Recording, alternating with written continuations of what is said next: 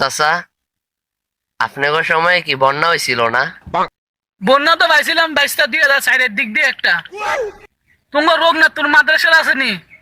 রঘুনাথপুর মাদ্রাসার সমান সমান পানি হয়েছে গা। হ্যাবলা আবার আমার মাছের নেশা বেশি আছিল।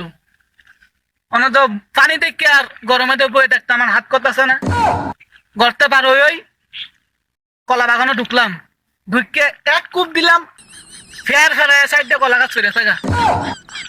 আরেকটা দিলাম, ফের ফেরে আবার সাইডে গাছ কলা গাছ ফিরে থাকা। সর্বনাশ। হ্যাঁ, সর্বনাশ। তারপরে এই দিকে একটা বেড়া বানাইলাম, পুরা টাইটানিক জাহাজটার মতন হয়েছে।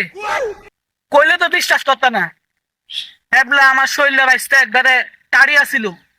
বেড়া লয়ে যখন কোনো রঘুনাথপুর মাদ্রাসায় ফেল গেলাম, যাওয়ানোর পরে প্রথম খেয়াটা দিলাম। প্রথম খেয়া তো কোনো উঠলো না। দ্বিতীয় খেয়া দেওয়ানোর পরে দেড় মন ওজনের একটা হইল মাছ উঠছে। হইল মাছটা লয়ে যখন বাইতে এলাম, 7 গ্রামের মানুষ এমনি হাজির হয়েছে আমার বাড়ি। হইল মাছটা দেখে কয়, এ কি মানুষ? সর্বনাশ। হ্যাঁ, সর্বনাশ।